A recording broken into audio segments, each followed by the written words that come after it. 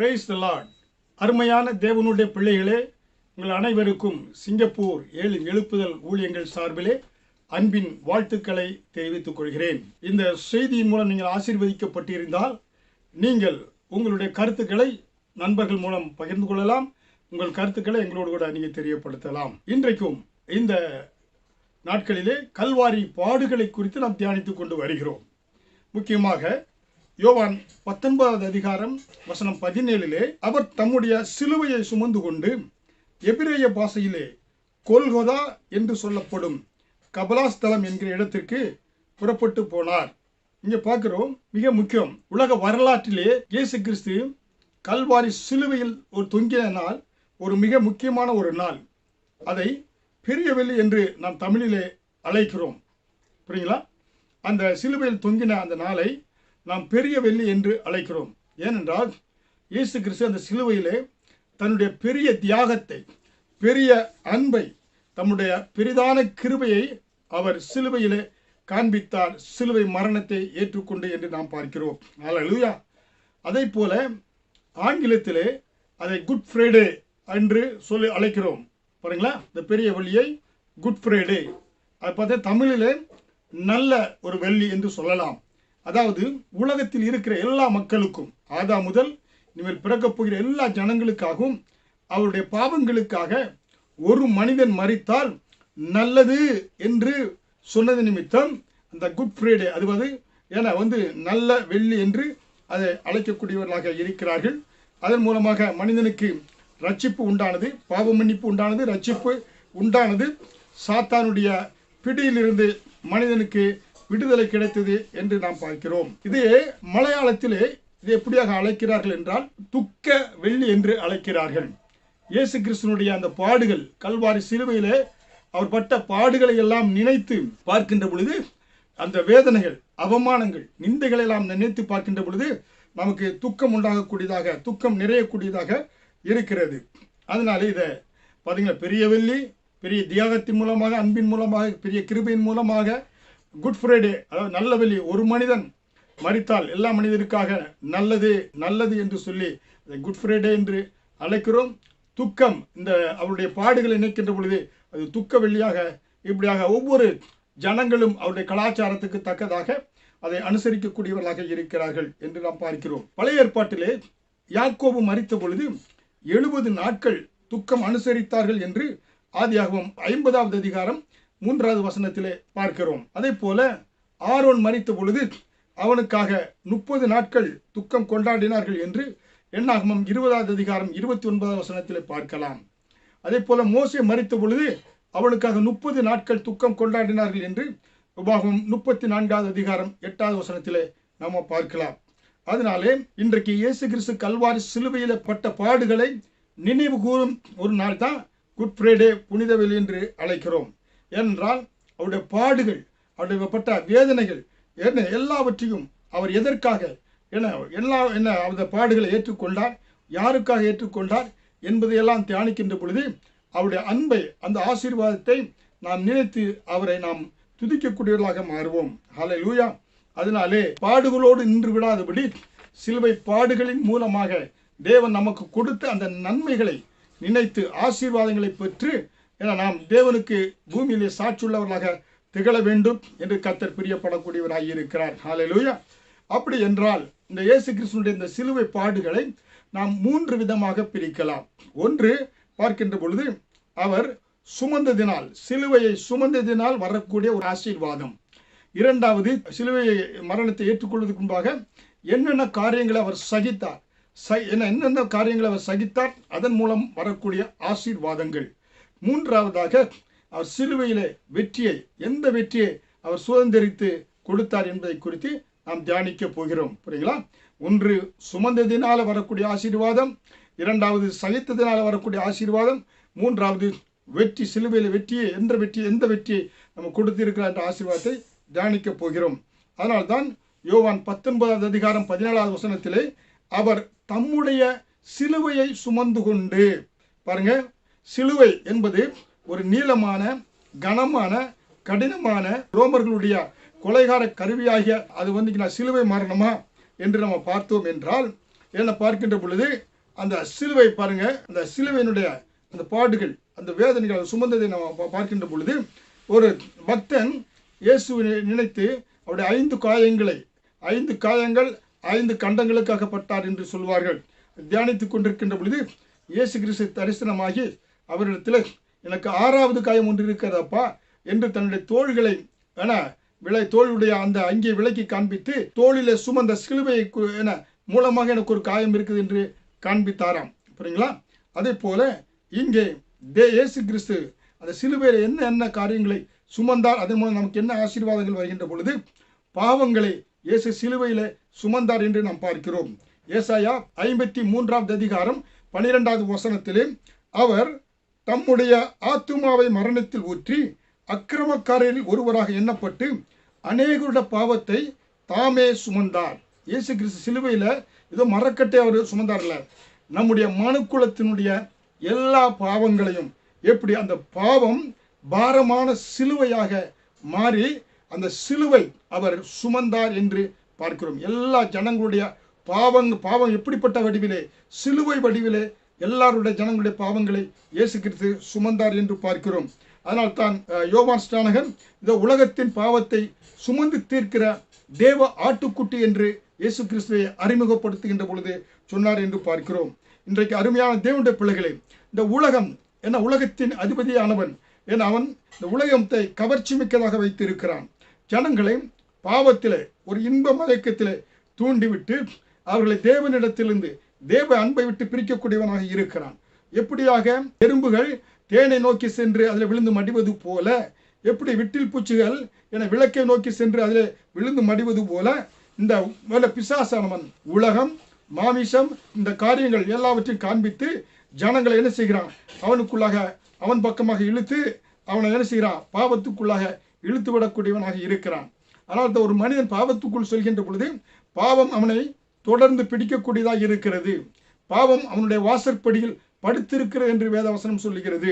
அவன் மரித்தாலும் அவன் எலும்புகளோடு கூட அந்த பாவம் ஒட்டி கொள்கிறது என்று வேதவசனம் சொல்லுகிறது. கடைசியில பாவத்தினுடைய சம்பளம் மரணம். இந்த மரணத்துக்குள்ளாக அவனை நடத்தக்கூடியதாக இருக்கிறது. பாருங்க, நாம் தமிழர்கள் நமக்கு இந்த மனுநீதி சோழனை குறித்து நாம் படித்திருக்கிறோம். ஏனென்றால் ஒரு முறை இந்த மனுநீதி சோழனுடைய நீதிமன்றத்திலே வெளியே இருக்கக்கூடிய அந்த மணிக்குண்டை ஒரு மாடு பிடித்து இழுத்து ஆட்டி மணி அடித்து கொண்டே இருந்ததாம். மனுநீதி சோழன் போய் அது என்ன என்று பார்க்கின்ற பொழுது, அந்த மாடுவும் கன்றும் ரோட்டில் அது தெருவில் நடந்து செல்கின்ற பொழுது, மனுநீதி சோழனுடைய மகன் தேரை ஓட்டி கொண்டு சென்ற பொழுது அந்த கன்றுக்குட்டி மேலே பட்டு அந்த கன்றுக்குட்டி தேரனுடைய சக்கரத்தில் சிக்கி மாண்டு போனதாம். அதற்கு நீதி கேட்டு அந்த மாடு வந்ததாம். இதை அறிந்த மனுநீதி சோழன் அவனே தேரை ஓட்டி கொண்டு வந்து தன் மகன் மார்பிலே ஏற்றி தன் மகனை கொலை செய்தானாம் என்று சொல்லுவார்கள். ஆனால் அது கண்ணுக்கு கண், பல்லுக்கு பல், ஜீவனுக்கு ஜீவன் என்று அந்த காலத்தில் இருந்தது, பழங்காலத்தினுடைய பிரமாணம். ஆனால் கல்வாரி சிலுவையிலே இயேசு நமக்காக தன் சொந்த ஜீவனையை கொடுத்து நம்முடைய பாவங்கள் எல்லாம் நம்ம சுமக்க வேண்டும். ஆனால் அவர் சுமந்து நமக்காக என்ன செய்தாரு, அடிக்கப்பட்டார், நொறுக்கப்பட்டார் என்று பார்க்கிறோம். ஏசாயா 53வது அதிகாரம் வசனம் 5 நம்முடைய மீறுதல்கள் நிமித்தம் அவர் காயப்பட்டு நம்முடைய அக்கிரமங்கள் நிமித்தம் அவர் நொறுக்கப்பட்டால் நமக்கு சமாதானத்தை உண்டு பண்ணும் ஆக்கினை அவர் மேல் வந்தது, அவருடைய தழும்புகளால் குணமாகிறோம். பாவம் அறியாத இயேசு நமக்காக பாவமாகி பாவமான சிலுவையை சுமந்தார் என்று பார்க்கிறோம். ஹல்லேலூயா. அருமையான தேவனுடைய பிள்ளைகளே, இந்த செய்தியை கேட்டுக்கொண்டிருக்கிற இந்த ஒருவேளை இயேசு கிறிஸ்துவை ஏற்றுக்கொள்ளாத யாராவது இருந்தா இயேசு கிறிஸ்துவை சொந்த இரட்சகராக ஏற்றுக்கொள்ளுங்க. ஒருவேளை பெரிய பாவ பாரம் உங்களை மனதை அழித்து கொண்டு இருக்கிறதா, இல்லை விழுந்து விழுந்து எழுந்து கொண்டு இருக்கிறீர்களா, இன்றைக்கு அந்த பார சுமையை இயேசுவின் மேல் வைத்து விடுங்க. அவருடைய பிள்ளையாய் மாறி இயேசுவை சொந்த இரட்சகராக ஏற்றுக்கொள்கின்ற பொழுது உங்கள் பார சுமையை இயேசு நீக்கி அவர் உங்களுக்கு பாவ மன்னிப்பை கொடுத்து பிள்ளையாக மாற்ற விரும்புகிறார். ஹல்லேலூயா. சின்ன பாரத்தை நம்ம தூக்கும் போதே கை வலிக்குது. ஆனால் இயேசு பெரிய சிலுவை பாரத்தை தூக்கி தோளில் போனார்னாக்கா எவ்வளவு வழிகளை அவரை வலித்திருக்கும். அவ்வளவும் யாருக்காக? உங்களுக்காக, எனக்காக, நம்முடைய பாவங்களுக்காக அவர் பாரமான சிலுவையாக மாறி அதை சுமந்தார். பாவத்தை சுமந்து தீர்த்த தேவ ஆட்டுக்குட்டி இயேசு கிறிஸ்து. நீங்க சுமக்க தேவையே கிடையாது. ஹல்லேலூயா.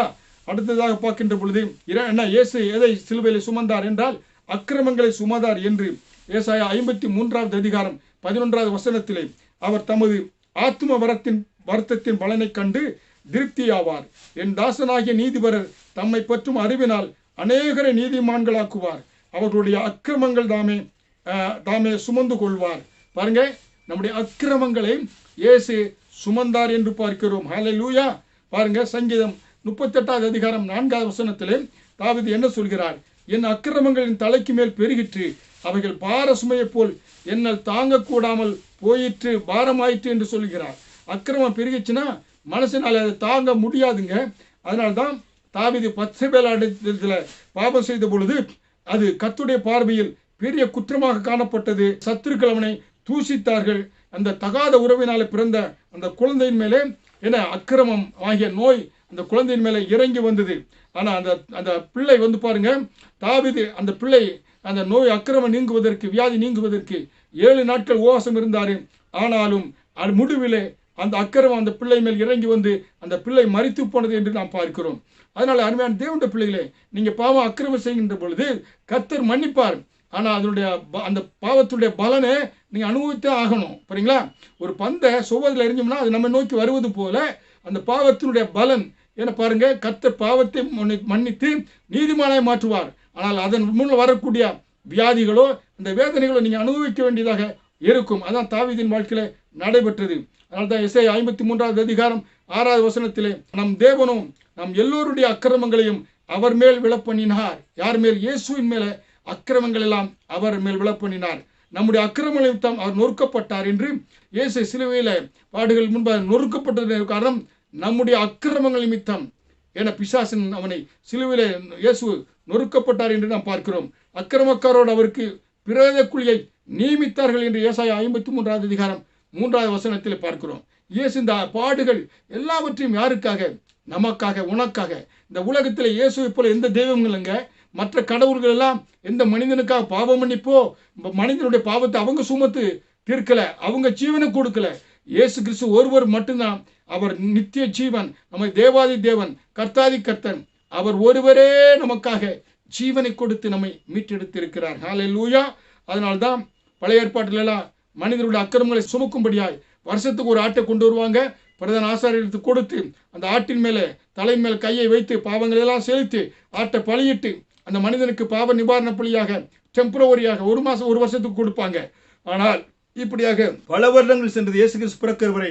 ஆனால் இயேசு கிறிஸ்து பிறந்த பொழுது அவர் ஏசாயா 53:10 இப்படித்தான் இயேசு கிறிஸ்து ஆத்துமா தன்னை குற்ற நிவாரண பலியாக ஒப்பு கொடுத்தது என்று நாம் பார்க்கிறோம். அதனால உலகத்துடைய பாவத்தை சுமந்து தீர்க்கிற தேவ ஆட்டுக்குட்டியானவர் என்று யோவான் 1வது அதிகாரம் 29வது வசனத்தில் சொல்லப்பட்டிருக்கிறது. ஹல்லேலூயா. அதனாலே நம்முடைய அக்கிரமத்தை அவர் சுமந்தார். ஹல்லேலூயா. ஒன்று பாவத்தை சிலுவையில் சுமந்தார், இரண்டாவது நம்முடைய அக்கிரமம் சிலுவையாக இயேசு அதை சுமந்தார் என்று நாம் பார்க்கிறோம். ஹல்லேலூயா. மூன்றாவது இயேசு கிறிஸ்து சிலுவையிலே நோய்களை சுமந்தார் என்று நாம் பார்க்கிறோம். மத்தேயு 8வது அதிகாரம் 17வது வசனத்திலே அவர் தாமே நம்முடைய பலவீனங்களை ஏற்றுக்கொண்டு நம்முடைய நோய்களை சுமந்தார். பாருங்க, நம்முடைய நோய்கள் எல்லாம் சிலுவை வடிவில இயேசு அதை என்ன செய்தாரு? சுமந்தார் என்று பார்க்கிறோம். ஹல்லேலூயா. அதனால அவர் சிலுவை ஏதோ மரக்கட்டை தூக்குனார்ல, நம்முடைய நோய்களாக அந்த சிலுவை மாறியது. அந்த சிலுவையை இயேசு சுமந்தார் என்று பார்க்கிறோம். ஹல்லேலூயா. அதனால்தான் தன் சரீரம் முழுவதும் சவுக்குகளை அடிக்க ஒப்பு கொடுக்கப்பட்டார். அவர் சரீரம் முழுவதும் தழும்புகளாக மாறியது. அதனால ஏசாயா 53வது அதிகாரம் வசனம் 5-7 அவருடைய தழும்புகளால் குணமாகிறோம். இயேசு கிறிஸ்துடைய தழும்புகளாலே நம்ம குணமாகிறோம். அவருடைய தழும்புகளால் குணமானீர்கள். மலேரியா காய்ச்சலுக்கு மருந்து எப்படி கண்டுபிடிப்பதற்கென்று இந்த சயின்டிஸ்ட் என்ன பண்ணாரா? ஏன்னா பார்த்தீங்கன்னா இந்த விஷ கிருமிகளை தன்னுடைய சரீரத்தில் ஏற்றி, ஏன்னா அதற்கு பல்வேறு மருந்துகளை செலுத்தி அந்த மலேரியாவை கொள்வதற்கு மருந்து கண்டுபிடித்தாராம். அதே போல இயேசு தன்னுடைய சரீரம் முழுவதும் பாவங்கள், வியாதிகள், அக்கிரமங்கள் எல்லாவற்றையும் சுமந்து அந்த பாவத்திலிருந்தும் வியாதியிலிருந்தும் அக்கிரமத்திலிருந்தும் இயேசு நமக்கு விடுதலை கொடுத்து நம்மை குணமாக்கக்கூடியவராக இருக்கிறார். ஹல்லேலூயா. அருமையான தேவனுடைய பிள்ளைகளே, அதனால ஏதோ நம்ம இந்த சிலுவை தியானத்தை பண்ணி கொண்டிருக்கிற நாம் ஒரு மரக்கட்டை அவர் சுமக்கல, பாவத்தை சுமந்தாரு, அதே போல அக்கிரமத்தை சுமந்தாரு, அதே போல நம்முடைய நோய்களை சிலுவையில் சுமந்தார் என்று நாம் பார்க்கிறோம். ஹல்லேலூயா. அடுத்ததாக இயேசு என்னத்தை சுமந்தார் என்று பார்த்தால் நம்முடைய துக்கங்களை சுமந்தார் என்று பார்க்கிறோம். ஏசாயா 53வது அதிகாரம் 4வது வசனத்திலே மெய்யாகவே நம்முடைய பாடுகளை அவர் ஏற்றுக்கொண்டு நம்முடைய துக்கங்களை சுமந்தார். அல்லேலூயா. பாருங்க, துக்கம், ஒரு மனுஷன் எப்பொழுதும் துக்கமாக இருந்தால் அவனால் சரியாக சிந்திக்க முடியாது, சரியாக வேலையை கவனத்தை செலுத்த முடியாது, வேலையில் கவனம் செலுத்த முடியாது, குடும்பத்தை சரியாக நடத்த முடியாது, மனைவி எடுத்து அன்பு செலுத்த முடியாது, பிள்ளைகள் எடுத்து அன்பு செலுத்த முடியாது, வேலை இடத்துல பாசனுடைய காரியங்கள் சொல்லக்கூடிய காரியங்களில் அவன் கவனம் செலுத்த முடியாது. ஏன்னா துக்கம் ஒரு மனிதனை அளவுக்கு அதிகமாக துக்கம் அழுத்துகின்ற பொழுது அது பிரஷர் ஆகி ஒருவேளை இரத்த நாளங்கள் வெடித்து மரணம் கூட ஏற்பட்டு விடலாம். அதனால் துக்கம் ஒரு மனிதனை அழுத்துகின்ற பொழுது அவனால் என்ன செய்ய முடியாது, சரியாக இயங்க முடியாது. அதனால் ஒரு கவிஞன் சொன்னால், உலகம் உருண்ட வடிவமானது அல்ல, உலகம் துக்க வடிவமானது என்று அந்த துக்கத்திலே இருந்த ஒரு கவிஞன் அப்படியாக சொல்கிறான். ஏனென்றால் அந்த கவிஞனாலே அந்த துயரம், கண்ணீர், தாங்க முடியாத துக்கம், வேதனைகள், இதனாலே துயரம் மீர்ந்த உலகம் என்று அவர் பார்த்தாராம். புரியுங்களா? அப்படி உலகம் இருக்கும் என்று சொல்லி. ஆனால் பாருங்க, அருமையான தேவனுடைய பிள்ளைகளையும் ஒரு சில வேளைகளில் பார்க்கணும். தினசரி பத்திரிகை பார்க்கின்ற பொழுது தனக்கு உரியவர்கள், ஒருவேளை கணவனை அதிகமாக நேசித்து கணவன் இறந்து போனால் மனைவியால் அதை தாங்க முடியாமல் அவர்களும் மரித்து போய் விடுகிறார்கள். ஒருவேளை பிள்ளைகளை அதிகமாக நேசித்தால் பிள்ளைகள் மரித்து போனால் அதை தாங்க முடியாமல் பெற்றோர்கள் மரித்து போகக்கூடியவராக இருக்கிறார்கள். ஆனால் நீங்கள் ஏன்னா தேவனுடைய பிள்ளைகளாக இருக்கிற நீங்கள், இயேசு கிறிஸ்து சொந்த ரட்சகராக ஏற்றுக்கொள்கிற தேவனுடைய பிள்ளைகளே, துக்கத்தை நீங்கள் சுமக்க தேவையில்லை. அது எப்படிப்பட்ட துக்கமாக இருந்தாலும், பண இழப்போ, பொருள் இழப்போ, குற்றோர்களை உறவினர்களை இழந்து இழப்போ, எப்படிப்பட்ட துக்கமாக இருந்தாலும் அந்த துக்கத்தை நீங்கள் சுமக்க தேவையில்லை. உங்கள் துக்கம் சந்தோஷமாக மாறும் என்று ஆண்டவர் சொல்கிறார். ஹல்லேலூயா. ஏனென்றால் இயேசு உங்கள் துக்கத்தை எல்லாம் சிலுவை வடிவிலே, அவர் சிலுவை கல்வாரி நோக்கி போகின்ற பொழுது அந்த சிலுவை மரணமாக, அந்த துக்கம் சிலுவை மரணமாக மாறி அதை சுமந்து தீர்த்து விட்டார். நீங்க சுமக்க தேவையில்லை. இயேசு உங்கள் துக்கத்தை சுமந்து தீர்த்து விட்டார். ஹல்லேலூயா. பாருங்க, எவ்வளவு ஆசீர்வாதத்தை கர்த்தர் நமக்காக கொடுத்திருக்கிறார் என்று பார்க்கிறோம். ஐந்தாவதாக அவர் எதை சுமந்தார் என்றால் சாபங்களை சுமந்தார் என்று பார்க்கிறோம். கலாத்தியர் 3வது அதிகாரம் 13வது வசனத்திலே, மரத்திலே தூக்கப்பட்ட எவனும் சபிக்கப்பட்டவன் என்று சொல்லபடி கிறிஸ்து நமக்காக சாபமாகி நியாய பிரமாணத்தின் சாபத்திற்கு நம்மை நீங்களாக்கி மீட்டு கொண்டார் என்று பார்க்கிறோம். ஹல்லேலூயா. வேதத்தில் சொல்லப்பட்ட ஓகம் 28வது அதிகாரத்தில் பார்த்து என்னென்னோ நிறைய சாபங்கள் சொல்லப்பட்டிருக்கும். 114 சாபங்களுக்கு மேலே. அப்படிப்பட்ட எல்லா அந்த நியாய பிரமாணத்தினுடைய சாபங்களை எல்லாம் இயேசு கிறிஸ்து சிலுவையிலே தொங்கி, புரியுங்களா, மரத்திலே தூக்கப்பட்டதினாலே, ஏனென்றால் மரத்தின் மூலமாக ஆதாம் ஏவாளுக்கு அந்த பழத்தை புசித்ததினால சாபம் வந்ததினாலே, அதே மரத்தின் மூலமாக அந்த சாபத்தை மரத்திலே தொங்கி இயேசு கிறிஸ்து சாபத்தை ஆசீர்வாதமாக மாற்றி கொடுத்தார். உபாகமம் 23வது அதிகாரம் 5வது வசனத்திலே, உன் தேவனாய கர்த்தர் உன்மேல் அன்பு கூர்ந்தபடியால் உன் தேவனாய கர்த்தர் அந்த சாபத்தை உனக்கு ஆசீர்வாதமாக மாற பண்ணினார். ஹல்லேலூயா. அதனாலே இயேசு கிறிஸ்துவை ஏற்றுக்கொள்கின்ற பொழுது மந்திர தந்திர எந்த சாபங்களை அணுகாதுங்க. அதற்கு நான் ஜீவனுள்ள சாட்சியாக இருக்கிறேன். கர்த்தர் எங்கள் குடும்பத்தில் எல்லா சாபங்களையும் மாற்றி இன்றைக்கு ஒரு ஆசீர்வாதத்தின் பாத்திரமாக வைத்து இருக்கிறார். ஹல்லேலூயா. வெளிப்படுத்தினால் 22வது அதிகாரம் 3வது வசனத்திலே, இனி ஒரு சாபமும் இராது, தேவனும் ஆட்டுக்குட்டியானவர் இருக்கிற சிங்காசனம் அதில் இருக்கும் என்று வேத வசனம் சொல்லுகிறது. ஹல்லேலூயா. அதனாலே நம்ம மேல் வரக்கூடிய எல்லா சாபங்களையும் இயேசு கல்வாரி சிலுவையிலே சிரசின் மேலே தானே அவருடைய தலையின் மேலே முள்முடியாக அந்த சாபம் ஏற்றப்பட்டு அந்த சாபங்களை எல்லாம் தீர்த்து கர்த்தர் நம்மை ஆசீர்வாதம் கொடுத்திருக்கிறார். ஹல்லேலூயா. அருமையான தேவனுடைய பிள்ளைகளே, அதனால் தான் நெகேமியா 13வது அதிகாரம் 2வது வசனத்திலே சாபத்தை ஆசீர்வாதமாக திருப்பின எங்கள் தேவன் என்று சொல்கிறார். ஹல்லேலூயா. எங்கள் தேவன், என்னுடைய இயேசு எனக்கு வந்த, என் குடும்பத்திற்கு வந்த சாபத்தை ஆசீர்வாதமாக திருப்பினார். ஹல்லேலூயா.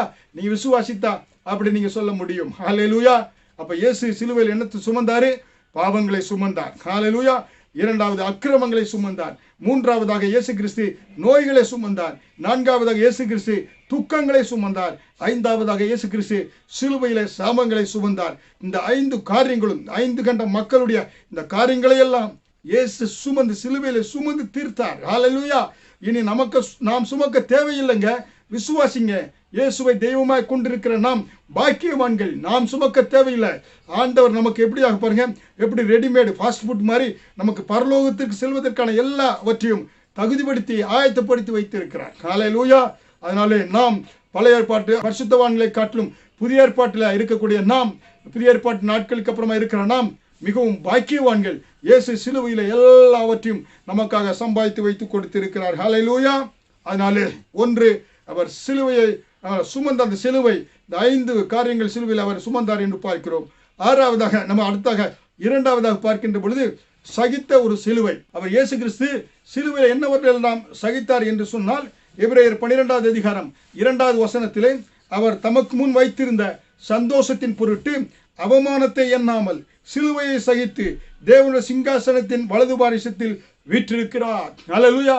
பாருங்க, பிதாவின் வலது பாரிசத்தில் வீற்றிருப்பது மட்டுமல்ல, நம்மை அங்கே வீற்றிருக்க செய்கிறார். அந்த சந்தோஷத்தை நினைத்து அவருக்கு வர வேண்டிய எல்லா வைத்திருந்த அவமானத்தை கூட அவர் எண்ணாமல் என்ன சிலுவையை சகித்தார் என்று பார்க்கிறோம். ஹல்லேலூயா. சிலுவை மரணத்தை, சிலுவையை ஏற்றுக்கொண்டார் என்று நம்ம பார்க்கிறோம். ஹல்லேலூயா. அதனால்தான் சிலுவையில் என்ன உண்டானது? வேதனை உண்டானது. சிலுவை மரணம் பயங்கரமான வேதனை, சிலுவையில் அவமானம், சிலுவையில் வெட்கம், சிலுவையில் என்ன துயரம், எல்லாம் அந்த சிலுவையில் மூலமாக இருந்தது. இயேசு கிறிஸ்து என்ன செய்தார் பாருங்க. இன்றைக்கு பாருங்க, அமெரிக்க தேசத்துல வேதனை இல்லாமல் எப்படி மரிப்பதுன்னு ஒரு புத்தகம் போட்டானா, அதை நிறைய பேர் வாங்கி படிச்சாங்களாம். புரியுங்களா? பாருங்க, மரணத்தை தழுவுவதற்கு அநேகர் வாங்கி படிக்கிறாங்க. ஆனால் மரணத்திலிருந்து இயேசு கிறிஸ்து நம்மை மீட்டெடுக்கிறார் என்று வேத புத்தகம் சொல்கிறது, ஜீவனுள்ள புத்தகம் சொல்கிறது. அதை படித்து நம்ம என்ன செய்யணும்? தெரிந்து கொள்ள வேண்டியது அவசியமாக இருக்கிறது. ஹல்லேலூயா. அதனால்தான் இயேசுவை சிலுவையில நம்முடைய வேதனைகள், அவமானங்கள், நிந்தனைகள் எல்லாவற்றையும் என்ன இயேசு கிறிஸ்து மகிழ்ச்சியோடு ஏற்றுக்கொண்டார் என்று பார்க்கிறோம். ஹல்லேலூயா. பொதுவாக ரோம சேவர்கள் என்ன செய்வாங்கன்னா, ஒரு மனுஷனை சிலுவையில் அறைவதற்கு முன்பதாக அவனுடைய அங்கிகளை எல்லாம் கலட்டி அவனை நிர்வாணமாக்கி கைகளை தூக்கி தான் சிலுவையில் அறைவாங்களாம். அதே போல இயேசு கிறிஸ்து என்ன செய்தாரு? ஏன்னா அப்படிப்பட்ட ஒரு அவமானம் மிக்கவராக அநேக பெண்கள் மத்தியிலே அநேகர் கூடி இருக்கிறாங்க. அந்த பெண்கள் மத்தியிலே ஒரு அரை நிர்வாண கோலமாய் தூங்குவது எவ்வளவு அவமானம்! எல்லா அவமானங்களையும் உங்களுக்காக ஏன்னா இயேசு கிறிஸ்து சகித்தார் என்று பார்க்கிறோம். அருமையான தம்பியை, தங்கச்சியை, வாலிப பிள்ளையை, நீ வாழ்க்கையில அவமானம் பட்டுவிடக் கூடாது. நீ பாய் ஃப்ரெண்டோ கேர்ள் ஃப்ரெண்டோ மூலமாக உன் வாழ்க்கையை தேவனுடைய சித்தமில்லாமல் சென்று வாழ்க்கை அவமானப்பட்டு விடக்கூடாது என்பதற்காக ஒரு வாலிபன் தன்னுடைய வாலிப நாளிலே, வாலிப நாட்களிலே அவர் என்ன வாலிப மரணத்தை இயேசு கிறிஸ்து ஏற்றுக்கொண்டு சிலுவையிலே அற நிர்வாண கோலமாய் அவர் தொங்கினார் என்று பார்க்கிறோம். காரணம், நீ வாழ்ந்திருக்க வேண்டும் என்பதற்காக. இதை உணர்ந்து எப்பொழுது உன்னுடைய நிர்வாணம் காணப்படாதபடி எச்சரிக்கையாய் இருக்க வேண்டும். ஹல்லேலூயா. தேவ சித்தத்தை நிறைவேற்றக்கூடியவளாய் நீ இருக்க வேண்டும். ஹல்லேலூயா. அதனாலதான் இயேசு கிறிஸ்து இப்படிப்பட்ட பாடுகளை சிலுவையிலே அவர் கெத்செமனே தோட்டத்தில் இருக்கின்ற பொழுது இப்படிப்பட்ட காரியங்கள்லாம் அவர் மனதை வாட்டியது என்று நாம் பார்க்கிறோம். அதனால்தான் இயேசு கிறிஸ்து அந்த முந்தின நாள் கெத்செமனே தோட்டத்திலே அந்த காரியங்கள் அவர் மனதை அதிகமாக வாட்டினதுனாலே அவர் என்ன செய்தார் பார்த்தீங்கன்னாக்க, அவர் இந்த சரீர பாடுகள் எல்லாவற்றையும் ஆவி ஆத்மா சரீரத்தில் அவர் என்ன செய்தார்? வேதனைப்பட்டார் என்று பார்க்கிறோம். பாருங்க, சரீரத்தில் படக்கூடிய வேதனைகள்லாம் நினைத்து பார்த்து முகத்தில் அறைய போடுறாங்க, தாடி மயிரை பிடுங்க போறாங்க, உமிழ்நீர முகத்தில் துப்ப போறாங்க. ஏன்னா சரீரமெல்லாம் தலையில முள்முடி, சரீரமெல்லாம் சவுக்கடி, கைகளால் கால்களால் ஆணிகளால் கடவப்பட போறாங்க, ஈட்டினால் விழாவில் குத்த போறாங்க. இந்த பாடுகளை எல்லாம் நினைத்து சரீரத்திலே நடக்கக்கூடிய அந்த அவமானங்களை எல்லாம் நினைத்து அவர் வேதனைப்பட்டார். இரண்டாவதாக ஆத்துமாவிலே பாருங்க, சரீர பாடுகளை பார்க்கலும் அந்த நிந்தைகள், அந்த அவமானங்கள் அத்தனை பேருக்கு முன்பாக அப்படி அரை நிறுவனம் தொங்குவதா, இந்த நிந்தைகள் எல்லாவற்றையும் நினைத்து அவர் ஆத்துமாவிலே வேதனைப்பட்டார் என்று நாம் பார்க்கிறோம். ஏன்னா அந்த சிலுவைக்கு இந்த பாடுகளுக்கு முந்தின நாள் தான் அவர் பவனி வருகிறாரு. எல்லாம் அவர் ஓசன்னா என்று சொல்லி அவர் என்ன செய்றாங்க? ஆர்ப்பரித்து புகழ்றாங்க. ஆனா மறுநாள்லே அவருக்கு கல்வாரி சிலுவை சுமந்து கொண்டு செல்கிறார் என்று கைகள் சிலுவையிலே ஆணி அடிக்கப்பட்டவராய் செல்ல போகிறார். அந்த வேதனை, அதை நினைத்து அந்த எண்ணங்களிலே ஆத்துமாவிலே அவர் வேதனைப்பட்டவராக இருந்தார். மூன்றாவதாக ஆவியிலே அவருக்கும் பிதாவுக்கும் இடையிலே இணை பிரியாதவர்களாக இருந்தாங்க. ஆனால் அவர் ஒரு சனம் என் தேவனே என் கைவிட்டீர் என்று சொல்லி அந்த ஆவியிலே வரக்கூடிய அந்த பிரிவினை நினைத்து அவர் வேதனைப்பட்டார் என்று பார்க்கிறோம். ஹல்லேலூயா. அதனால்தான் அருமையான தேவனுடைய பிள்ளைகளே, அவர் என்ன சொல்றார் பாருங்க, ஏலி ஏலி லாமா சபக்தானி என்று சொல்லி கதறினார் என்று மத்தேயு 27வது அதிகாரம் 46வது வசனத்தில் பார்க்கிறோம். எல்லா ஜனங்களும் அவர்கள் சீடர்களாம் கைவிட்டப்படப்பட்ட நிலையிலே துயரம் நிறைந்தவராய், அவமானம் நிறைந்தவராய் அவர் அவர் தொங்கினார் என்று நம்ம பார்க்கிறோம். ஹல்லேலூயா. அருமையான தேவனுடைய பிள்ளைகளே, சிலுவையில் அவர் என்ன சுமந்தார்? அவர் சகித்தது என்ன? அவமானங்களை சகித்தார் என்று நாம் பார்க்கிறோம். ஹல்லேலூயா. அடுத்ததாக பார்க்கின்ற பொழுது அவர் வெற்றி சிறந்தார் என்று நாம் பார்க்கிறோம். சிலுவை மரணம் என்பது வெற்றி. கொலோசியர் 2வது அதிகாரம் 15வது வசனத்திலே அவைகளின் மேல் சிலுவையில் வெற்றி சிறந்தார். சாத்தானுடைய எல்லா அதிகாரங்களையும் அவர் என்ன செய்தார்? வெளியரங்க கோலமாக்கி அவற்றின் மேல் என்ன செய்தார்? நமக்கு வெற்றியை கொடுத்தவராக இருக்கிறார் என்று பார்க்கிறோம். ஹல்லேலூயா. இயேசு கிறிஸ்துவினுடைய சிலுவை பாதை ஒரு கோலை மரணம் அல்ல, ஒரு வெற்றி வீரனாய் ஜெயவேந்தனாய் அவர் சாத்தானின் தலையை நசுக்கி சிலுவையில் வெற்றி சிறந்தவராய் இருந்தார் என்று பார்க்கிறோம். ஹல்லேலூயா. அதனால்தான் எபிரேயர் 2வது அதிகாரம் 14வது வசனம் 15வது வசனத்திலே பார்க்கின்ற பொழுது, ஆதலால் பிள்ளைகள் மாம்சத்தையும் இரத்தத்தையும் உடையவர்களாய் இருக்க அவரும் அவர்களைப் போல் மாம்சத்தையும் இரத்தத்தையும் உடையவரானார். மரணத்திற்கு அதிகாரியாகிய பிசாசானவனை தமது மரணத்தினாலே அழிக்கும்படிக்கும் ஜீவகாலமெல்லாம் மரண பயத்தினாலே அடிமைத்தனத்துக்கு உள்ளானவர் யாவரையும் விடுதலை பண்ணும்படிக்கும் அப்படியானார். ஹல்லேலூயா. ஜீவ காலமெல்லாம் மரணத்திலே இருந்த மக்களை இயேசு கிறிஸ்து விடுதலையாக்கும்படியாக கல்வாரி சிலுவையிலே வெற்றி நாயகனாய் வெற்றி வேந்தனாய் கல்வாரி சிலுவையின் அந்த பாடுகள் மரணங்கள் இயேசுக்கு ஒரு வெற்றியை கொடுக்கக்கூடியதாக இருந்தது என்று நாம் பார்க்கிறோம். ஹல்லேலூயா. அதனால்தான் 1 கொரிந்தியர் 15வது அதிகாரம் 26வது வசனத்திலே பரிகரிக்கப்படும் கடைசி சத்துரு மரணம் பார்க்கிறோம். வெளிப்படுத்தின 1வது அதிகாரம் 18வது வசனத்திலே கிறிஸ்து அந்த மரணத்தை ஜெயித்ததன் மூலமாக மரணத்திற்கும் பாதாளத்துக்கும் உரிய திறவுகோலை உடையவராக இருக்கிறார் என்று பார்க்கிறோம். ஹல்லேலூயா. அதனால்தான் மரணமே உன் கூர் எங்கே, பாதாளமே உன் ஜெயம் எங்கே என்று சொல்லி மரணத்தினுடைய முதுகெலும்பை தட்டி இயேசு கிறிஸ்து மரணத்துக்கு சவால் விட்டார் என்று பார்க்கிறோம். ஹல்லேலூயா. அதனால் அருமையான தேவனுடைய பிள்ளைகளே, நம்முடைய முதற் பேரானவர் இயேசு கிறிஸ்து அவரே மரணத்தை ஜெயித்து விழுங்கி வெளியே வந்தார். அவருடைய அவரை பிள்ளைகளாக நம்ம அவர் ஏற்றுக்கொண்டு அவரை பின்பற்றுகின்ற பொழுது நாமும் மரணத்தை விழுங்கி நாமும் ஜெயமுள்ளவர்களாய் இயேசு பிதாவின் வலது பாரிசத்தில் வீற்றிருக்கிறது போல நாமும் அவரோடு கூட வலது பாரிசத்தில் வீற்றிருக்க முடியும். ஹல்லேலூயா. எப்படி ஒரு பெரிய விஷ கொடுக்கு அந்த பெரிய தேளுடைய விஷ கொடுக்கை பிடுங்குவது போல, ஒரு நகப்பாம்பினுடைய அந்த விஷ பல்லை பிடுங்குவது போல மரணத்தின் கூரை இயேசு முறித்து போட்டார் என்று நாம் பார்க்கிறோம். நமக்கு ஜெயத்தை கொடுத்திருக்கிறார் என்று பார்க்கிறோம். 2 கொரிந்தியர் 2வது அதிகாரம் 14வது வசனத்தின்படி கிறிஸ்துவுக்குள் எப்பொழுது நம்மை வெற்றி சிறக்க பண்ணுகிற தேவனுக்கு ஸ்தோத்திரம். ஹல்லேலூயா. 1 கொரிந்தியர் 15:57 நம்முடைய கர்த்தராகிய இயேசு கிறிஸ்துவினாலே நமக்கு ஜெயம் கொடுக்கிற தேவனுக்கு ஸ்தோத்திரம். ஹல்லேலூயா. அதனால இயேசு கிறிஸ்து சிலுவையின் மூலமாக முற்றிலும் ஜெயம் கொண்டவர்களாய் மோர் தென் கான்கரராக நம்மளை எப்பொழுதும் எல்லாவற்றிலும் ஜெயம் கொண்டவர்களாய் ஆண்டவர் நம்மை மாற்றி இருக்கிறார். ஹல்லேலூயா. அதனால இயேசு சிலுவையில் ஒரு கட்டையை விட்டு சுமந்துட்டு போனார்ல, அவர் சிலுவையில சுமந்ததெல்லாம் அவ்வளவு காரியங்கள், நம்முடைய எல்லா காரியங்களும் அவர் சுமந்து தீர்த்தார். அது மட்டுமல்ல, சகித்தார். அவமானங்கள் எல்லாவற்றையும் சகித்தார். நோய்களை சுமந்து தீர்த்தார். அக்கிரமங்கள் எல்லாம் அவர் சகித்தார் என்று பார்க்கிறோம். எல்லாவற்றுக்கும் மேலாக நம்மளை முற்றிலும் ஜெயம் கொண்டவனாய் கர்த்தர் மாற்றி இருக்கிறார். வெற்றியுள்ளவராய் ஆண்டவர் சிலுவையின் மூலமாக மாற்றி இருக்கிறார் என்று பார்க்கிறோம். நமக்கு எப்பொழுதும் ஜெயம் கொடுக்கிற கர்த்தருக்கு ஸ்தோத்திரம் உண்டாவதாக என்ற வேத வசனத்தின்படியாக கர்த்தருக்கே எல்லா துதியும் கன மகிமை உண்டாகட்டும். இயேசு கிறிஸ்துவை சொந்த இரட்சகரை ஏற்றுக்கொண்டு அந்த கல்வாரி ஆண்டை இங்கே வருகின்ற பொழுது, ஒவ்வொரு நாளும் கல்வாரி ஆண்டை வருகின்ற பொழுது, இந்த இயேசுவின் உங்கள் மேல் உங்கள் பிள்ளைகள் மேல முழு குடும்பத்தின் மேல் இருக்கின்ற பொழுது நீங்கள் முற்றிலும் ஜெயம் கொண்டவர்கள், எல்லாவற்றிலும் ஜெயம் கொண்டவர்களாய் விளங்க முடியும். அதற்கு பரிசுத்த ஆவியானவர் உங்களுக்கு உதவி செய்வாராக. தொடர்ந்து சிலுவை பாடுகளை குறித்து தியானிப்போம். கர்த்தர் உங்களை பாதுகாத்து நடத்துவாராக. ஆமென்.